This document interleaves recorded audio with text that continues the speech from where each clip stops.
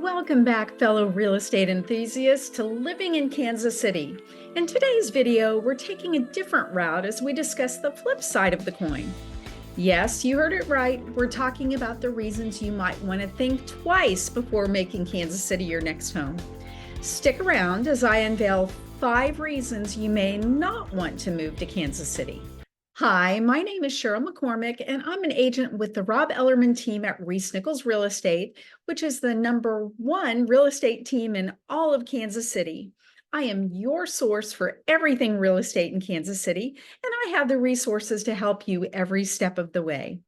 I was born in Kansas City, and I've lived here the majority of my life, mostly in various suburbs on the Kansas side, and I absolutely love Kansas City.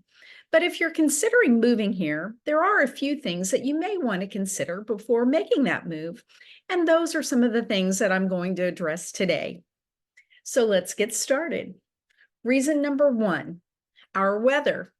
While Kansas City experiences all 4 seasons, it's not all sunshine and rainbows here. One of the first things that everyone wants to know about if they're not from Kansas is about tornadoes.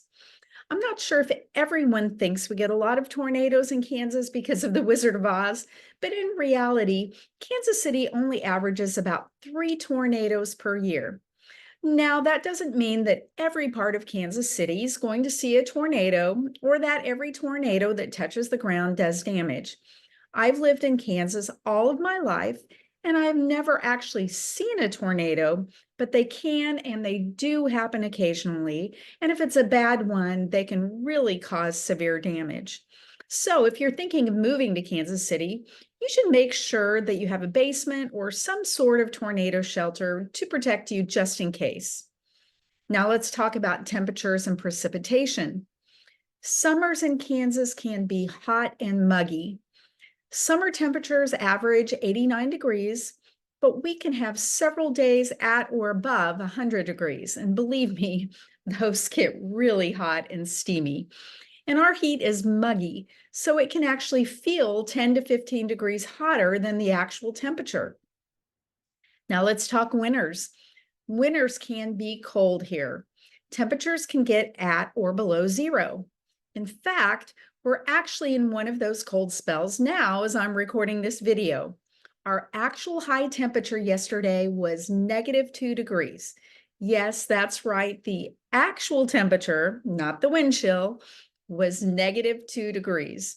And our low temperature this morning was -13 degrees. Oh my gosh, it's so cold. Our wind chills this past few days have been as low as -35 degrees. The good news is that these cold spells usually do not last more than a few days. And we have a saying here in Kansas City, if you don't like the weather here, wait a day because it's likely to change.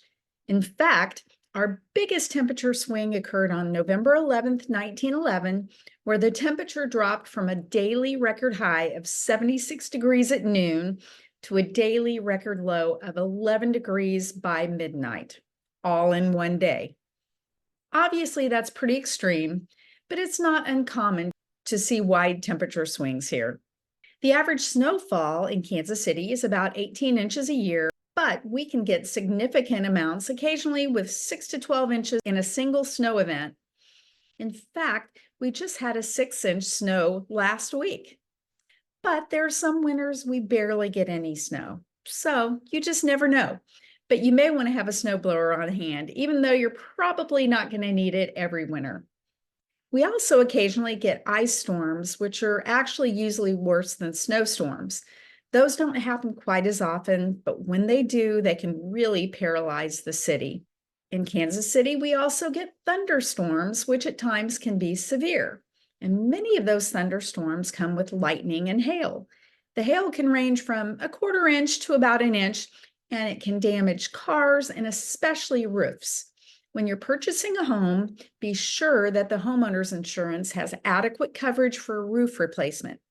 I actually had to have my roof replaced last fall due to a severe hailstorm that came through our area, but fortunately, my homeowner's insurance covered most of the cost. But I'm going to tell you that our fall here in Kansas City is usually just absolutely gorgeous. In fact, it's my favorite season here in Kansas City. We have crisp mornings and warm afternoons, and the changing of the colors of the trees is breathtaking. But if you suffer from allergies, the fall can also be annoying because the pollens in the air can make it absolutely miserable to be outside or to have your windows open. So keep that allergy medicine handy. Now let's move on to reason number 2, limited public transportation. For those of you who rely on public transportation, Kansas City may not be your ideal destination. The city is known for its limited public transit options, making it essential to own a car for convenient commuting.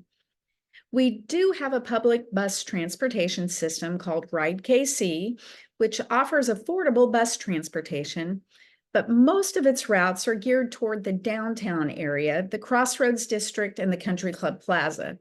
There are a few routes that reach out into the suburbs, but those routes are very limited. But Kansas City is focused on expanding its public transportation with the addition of the Ride KC streetcar in 2016, which offers a free 2-mile ride from the downtown River Market area to historic Union Station. And construction has begun on extending the streetcar another 3.5 miles, connecting the downtown starter line to Midtown, Westport, the Art Museum District, the Plaza, and UMKC, with completion expected sometime in 2025. Kansas City is definitely making strides in the public transportation area, but if you plan on living in the suburbs, you will definitely want to plan on owning a car. Reason number 3, our location. Kansas City is located smack dab in the middle of the U.S., making it about equal distance to both coasts and the northern and southern borders. But that also means that it's pretty much close to nothing. If you're wanting to take a weekend getaway, your options are very limited. You can pretty much choose from Tulsa, Oklahoma, Omaha, Nebraska, or the Lake of the Ozarks, which is very beautiful and where a lot of people here in Kansas City own second homes. Or you can also get to Branson, Missouri. If you're a fan of snow skiing, you can get to the Rocky Mountains outside of Denver in about 10 hours, so it is drivable, but probably not for a weekend getaway. If you're a fan of the beach, you probably should plan on flying because it's about 1,600 miles to the beaches of California, 750 miles to the beaches in Texas, and around 1,000 miles to the nearest Florida beaches. If you travel for work, the good news is that we have a brand new state-of-the-art airport, which just opened in 2023. But Kansas City is not a major hub for any airline, meaning if you have to travel, you are likely not going to be able to get many direct flights, and you're probably going to have layovers. Also, our airport is located in the north part of Kansas City, making it around a 25-minute drive from downtown Kansas City and a 30 to 45-minute drive from the western, southern, and eastern parts of the city. If you plan on traveling a lot, you may want to plan on living in the Northland to reduce your airport commute time, or you need to plan for extra travel time to the airport. Reason number 4, crime. The crime rate in Kansas City is definitely something you want to be aware of if you're planning to move to Kansas City. With crime being ranked on a scale of 1 for low crime to 100 for high crime, Kansas City, Missouri has a violent crime rate of 70.8. The U.S. average is only 22.7, so that's more than 3 times the average. Eeks.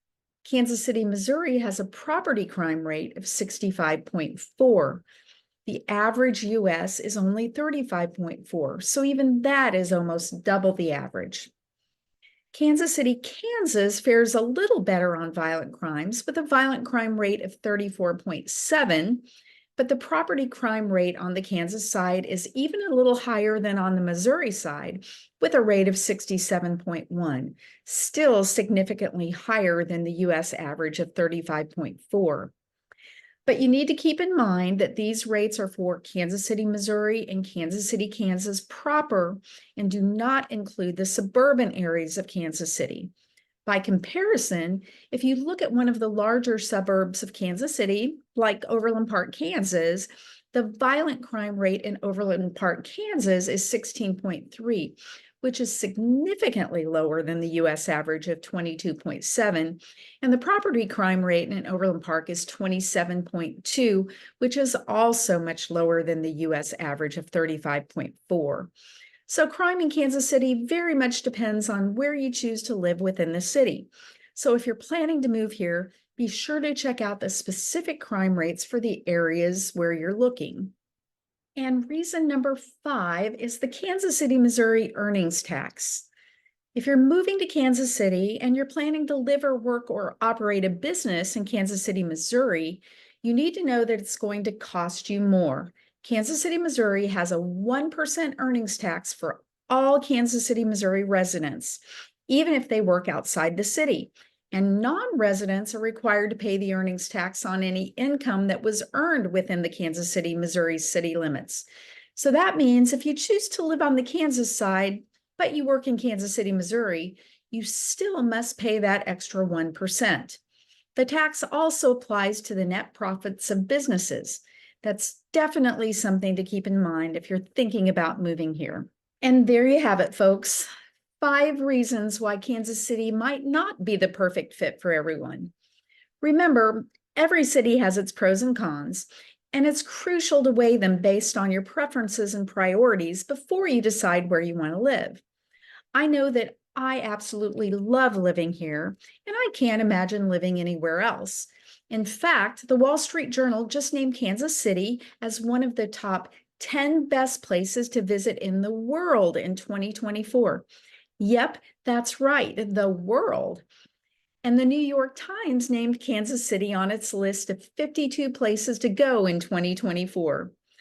Those are some pretty great accolades for our Midwestern city.